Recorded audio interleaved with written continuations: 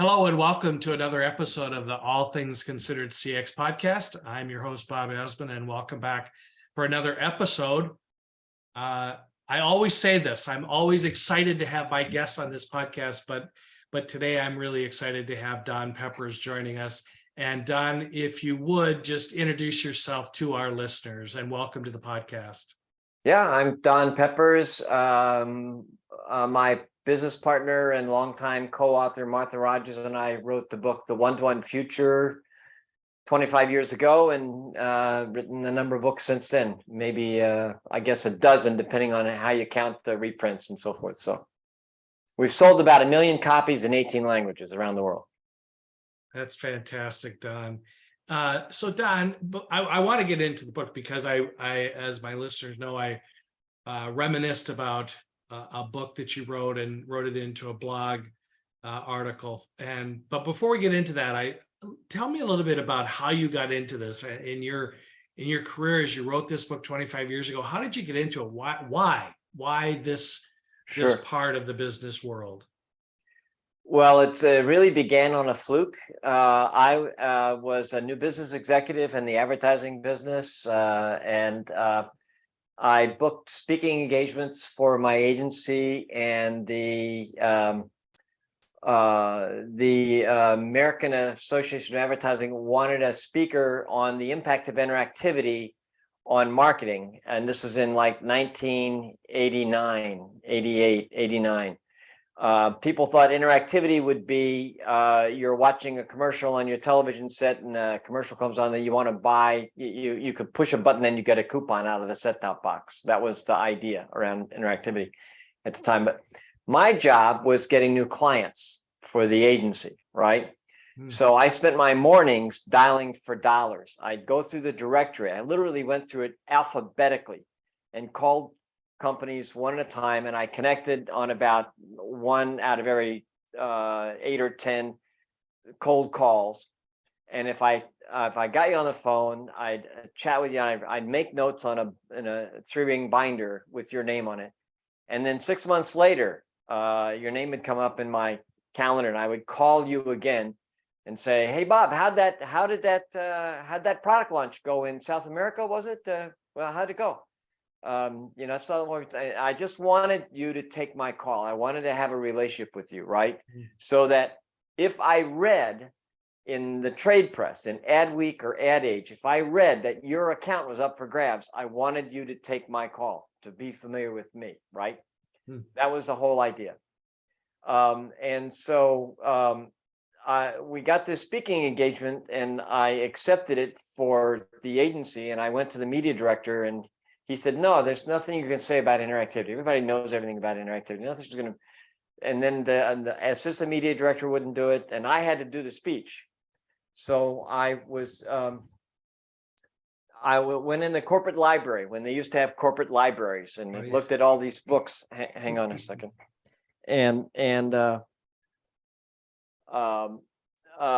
looked at all these books, and anyway, so I did a kind of a mental exercise.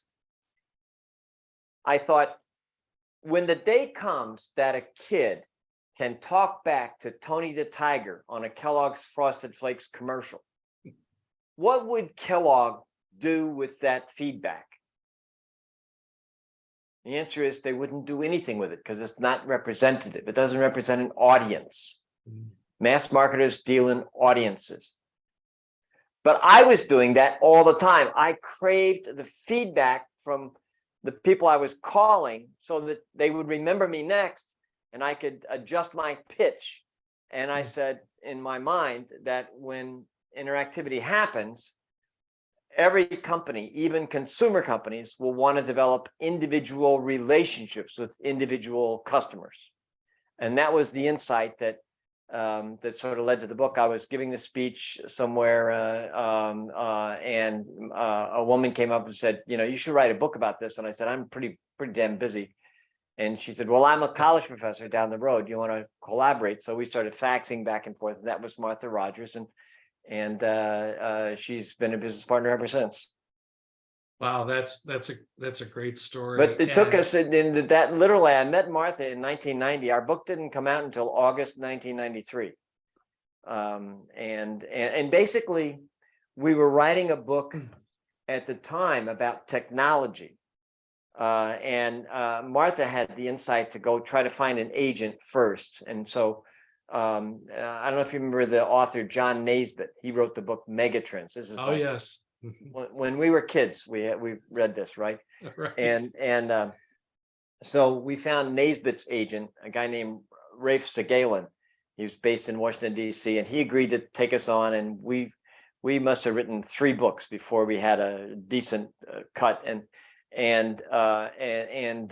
So he introduced us to Harriet Rubin at Doubleday. And Harriet said, well, here's the thing, Don and Martha, if you guys write a book about technology and business, it's going to be outdated in 5 years. The technology will change.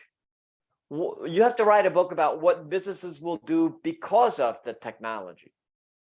Okay, so at the time, partly because of the speech that I was giving, and I kind of got a reputation as an expert in one-to-one thinking. I'd taken a job at Chiat Day, and I was the head of their direct marketing unit. Okay, was Kurt Perkins Butler was the Chiat Day's direct marketing unit, and one of our big clients was American Express. Now, we ran American Express's Gold Card direct mail programs. Ogilvy and Mather ran American Express's Green Card direct mail programs. If you were an American Express card holder at the time, this would have been 1990 or so, 1989, 1990, and you gave up your green card to take a gold card, you would get 2 letters from American Express. One from us, the gold card people, saying, hey, welcome aboard. This is really, really great. One from the green card people. Oh, what do we do? How can we get you back? And it was nonsense to the customer. So my executives and I were in a boardroom trying to think about how can we possibly deal with this dilemma. And finally, one of us had a brainstorm. Wait a minute. American Express shouldn't divide its business up this way. They should divide its business up by customers. They should give us 1.5 million customers and give Ogilvy 20 million customers. And we ought to own all the mail stream. Okay, we ought to, and so I wrote that down. Yeah, manage customers, not products, right? Wait a minute. Success is share of customer. It's not share of market. Well, wait a minute. Take products to customers, not customers to products, right? E-commerce. And I wrote down like 10 kinds of implications of this thinking. And I said, hey, I sent these off to Harriet Rubin. I said, this is what we're going to write about. And she said, great, here's $50,000. Go to it. And that was it. That was how the book came to be. Yeah. But we were so lucky, Bob. We were so lucky because the book literally came out in August of 1993. And in December of 1993 or January of 1994, the first commercial web browser became available, Netscape. Oh, yes. Right? And it was then that webmasters, remember the term webmasters? Yes. Webmasters around the world, they had our book, and suddenly they had like they had marching orders for their what they should do with their websites. So there you go. We were very fortunate. Well, and that's exactly what my experience was at the time. I was in direct mail, and your book came out, and it seemed like overnight became the Bible, that all of us were reading it. I'm sure you presented at conferences in direct marketing that I attended, and everybody was talking about the book as the Bible. And so what's intriguing to me, Don, is the reason I keep going back to the book is because it might be 30 years old, but I'm not sure that we've come as far as we should have if we listen to everything in the book. If you look at it today, we're still facing challenges. Many organizations still can't seem to get it right. And so I'm curious as to, what are you seeing? You wrote this book 30 years ago. Have we achieved what the objectives were? Or are we still working at it? Or what are your thoughts there? Well, what I say to people, I talk about this all the time, is that this shift in the dynamics of marketing, it's not a destination. It's a journey in which you have to, it's a direction in which you point the business. Is your business pointed towards trying to find more customers for the products you have to sell?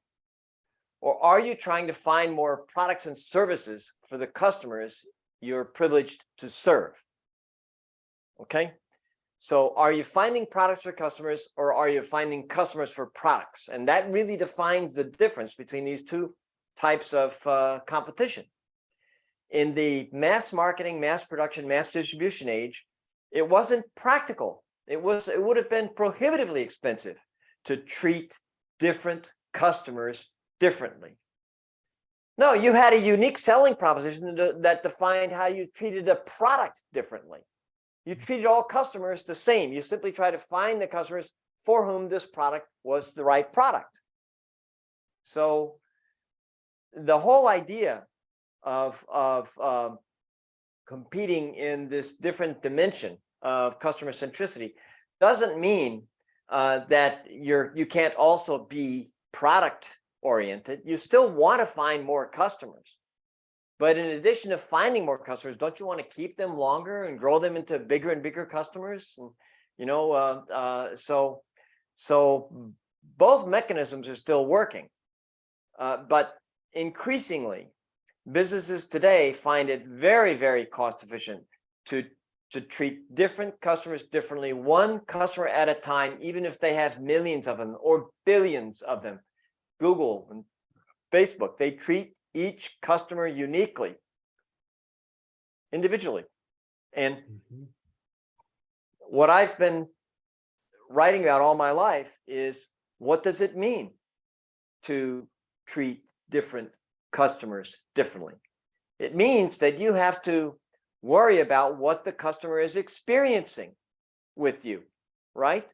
And there are lots of different definitions of customer experience. But the definition Martha and I have used is, it's the sum total of interactions that a customer has with a brand. And all those words are important.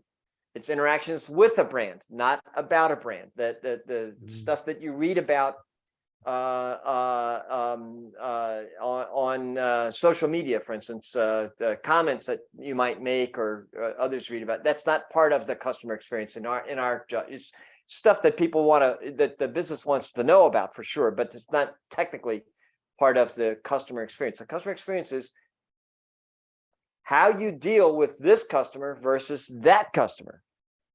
That's what you have to manage. Okay.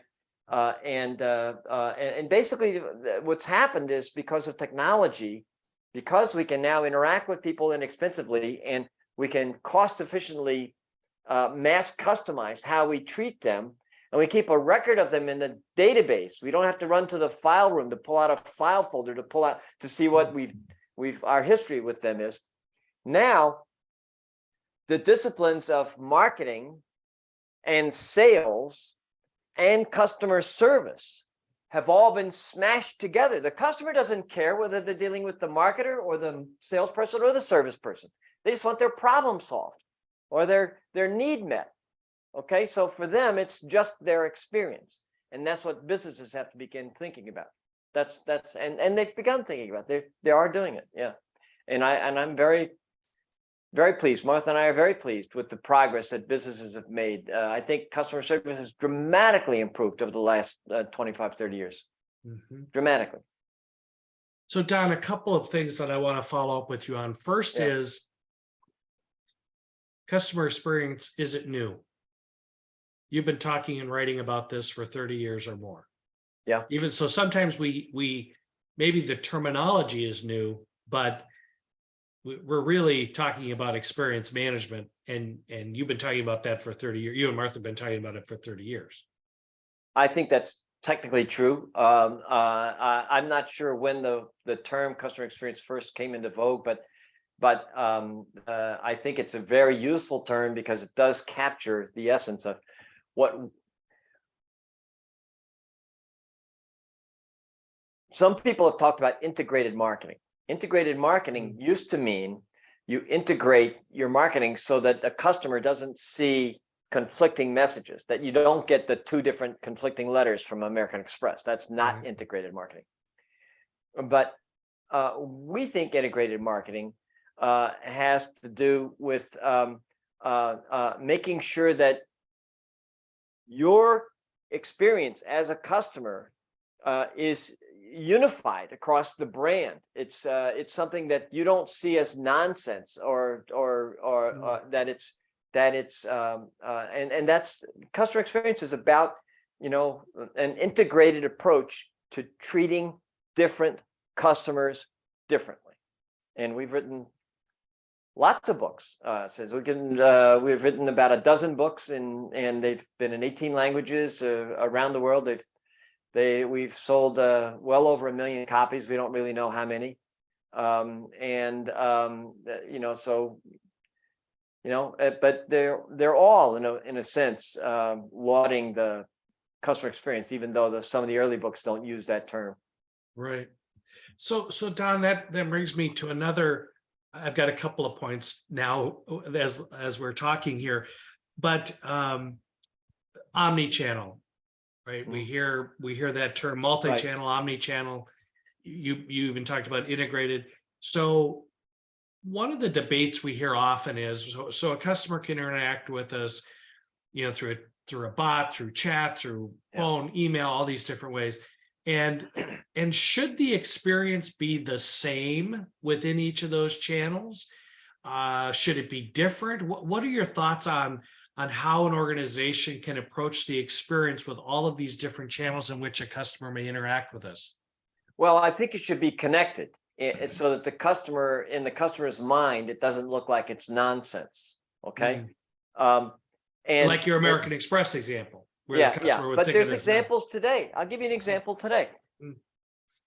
9 times out of 10, if you have to call in to a company, let's say you call in because you call into a contact center because you were unable to fix your problem online. 9 times out of 10, people use the online platform. First, they go on their mobile phone. Maybe they go on their computer to try to figure something out, but they can't do it, so they call. What's the first thing you have to do when you call in to the company? In almost every instance, you have to explain what you had spent the last 40 minutes doing on their website. They don't know about it. And yet it's a very simple thing to solve. Very simple.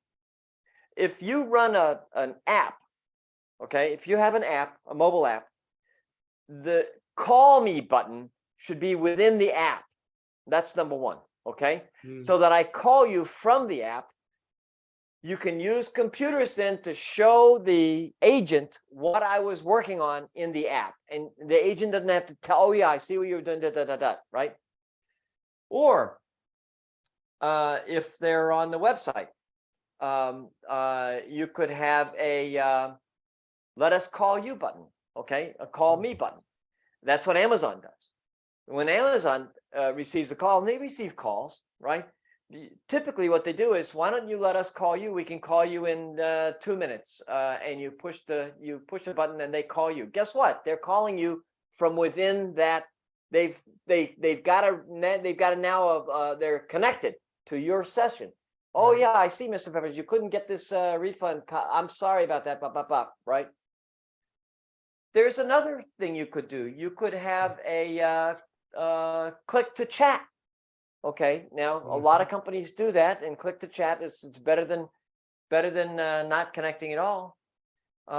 There's another thing you could do. You could use a temporal phone number.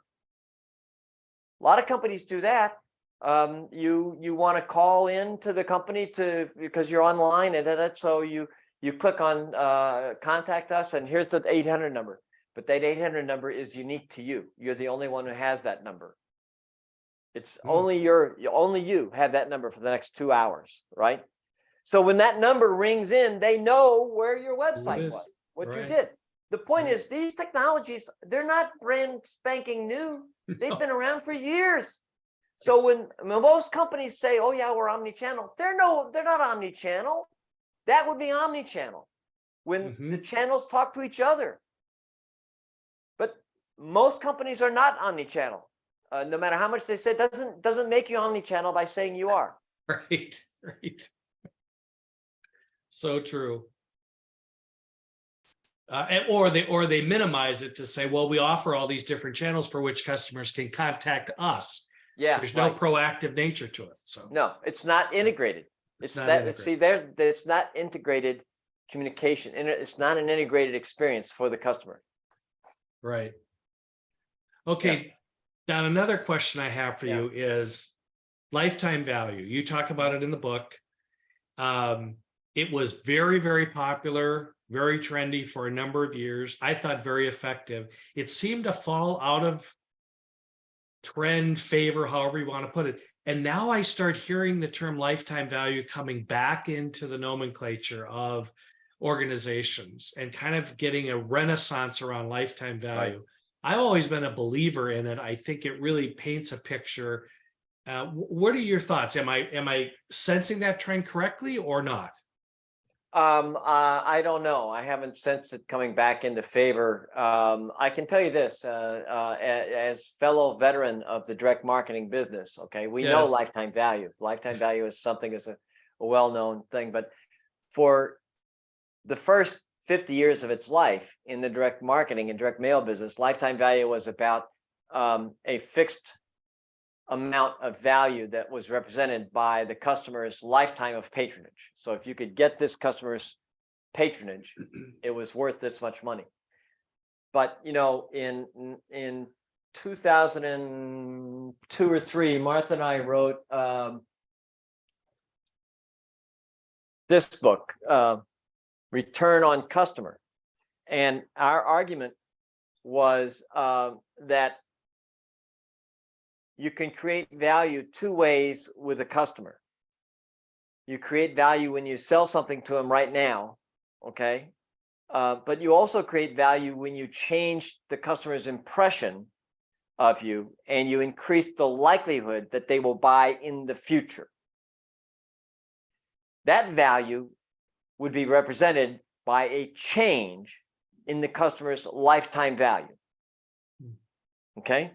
So if I have a transaction with you and I think your lifetime value is $100, but because of my transaction, I think it becomes 10% more likely that you're going to buy in the next year or whatever. So your lifetime value is now $110, let's say.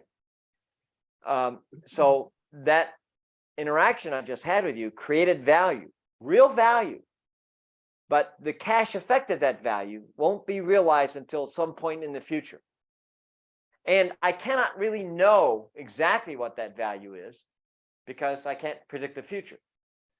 But I get better and better at forecasting it well, because I have better and better analytical tools and the more customers I have to compare you to and so forth, the more accurate I can get and so forth. So the fact is, our return on customer metric was analogous to return on an investment. If I buy a stock worth $100 and I get a $5 dividend during the year, and at the end of the year the stock is worth $110, my ROI overall was 15%, right? We said, if you have a customer worth $100 and you make a $5 profit, and by the end of the year, your model says you've increased their lifetime value to $110, your return on customer is 15%. That was the argument we made. And since lifetime value is the discounted net present value of the future stream of cash flow for your customers, your customer equity, the total lifetime values of all your current and future customers, that's fundamentally equal to the enterprise value of your firm. Take out all the assets and book value of existing assets, and that's the cash value. That's the enterprise value, the going concern value of your business. So return on customer mathematically is equivalent to total shareholder return. Okay, so we wrote this book, okay, and it's the least selling book of all. and yet one of the more consequential books. But our publisher warned us about it. She said, you put an equation in a book, you're going to reduce readership by 40% right away off the top. And we did, and it happened, and who knows. But I do think that lifetime value is an underused, even today, an underused asset. But what you have to think about is not in terms of how to capture customers with greater lifetime value, or not just about that. You need to think about how to improve the lifetime values of the customers you have, or how to avoid them denigrating. Okay, avoid their decrease.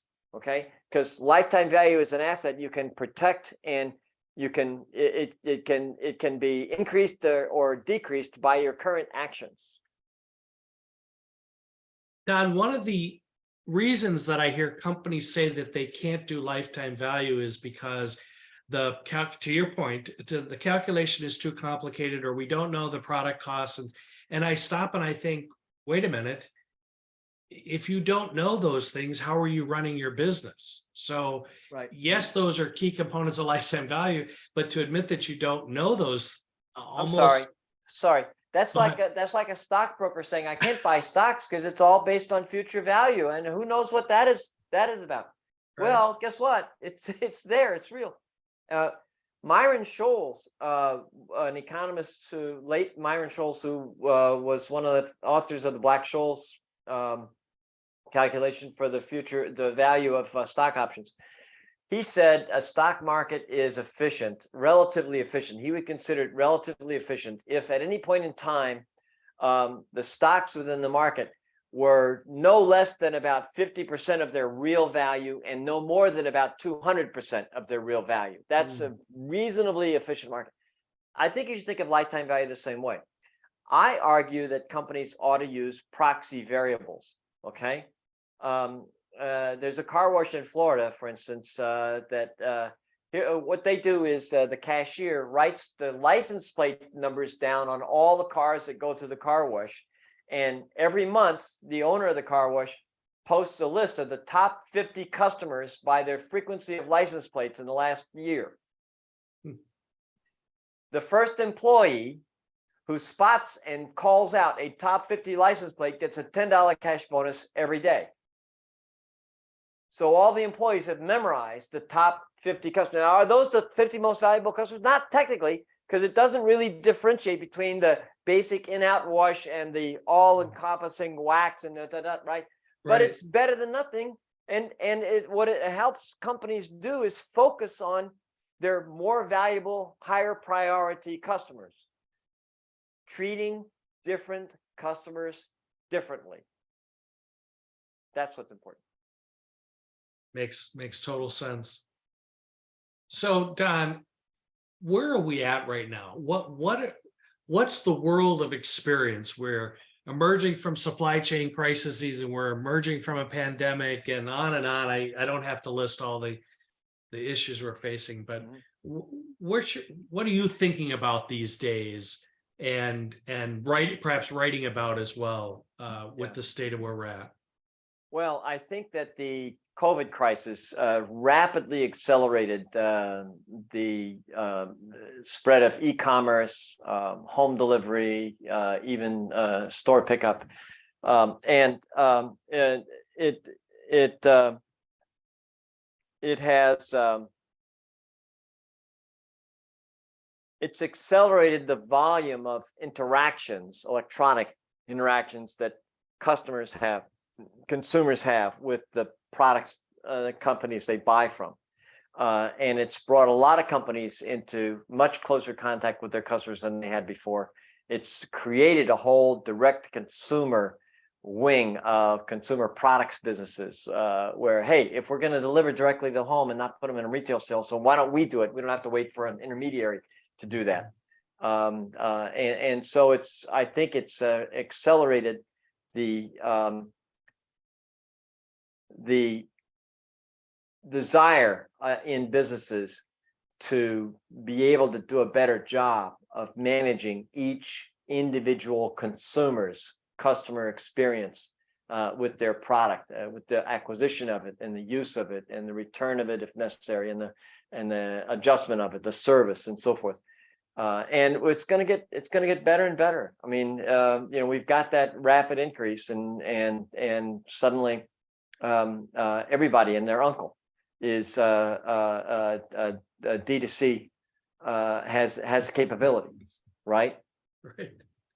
So I'm very encouraged, and by the way, even though customer satisfaction ratings have remained static pretty much over the last 30 years, I think that's an issue of expectations. I think basically every time a really smart customer-centric company does something better, people's expectations of everybody goes up. Okay. And therefore, but there's no question about the fact that customer service today is a heck of a lot better than it was when we were in college, like say, or even when we were in our 30s. It's much better than it was then, and it's getting better and better. Good. I'm encouraged. That's great to hear. That's an optimistic view that we like to hear. And as for my writing, just yes, please. These are the books that Martha and I have written ourselves. Okay, four versions of our textbook. The most recent textbook came out last year, 2022. Okay, managing customer experience and relationships. Okay, and these are our books in other languages around the world. So we're very proud of it. But probably not gonna write too much more these days. I'm trying to wind things down a little bit.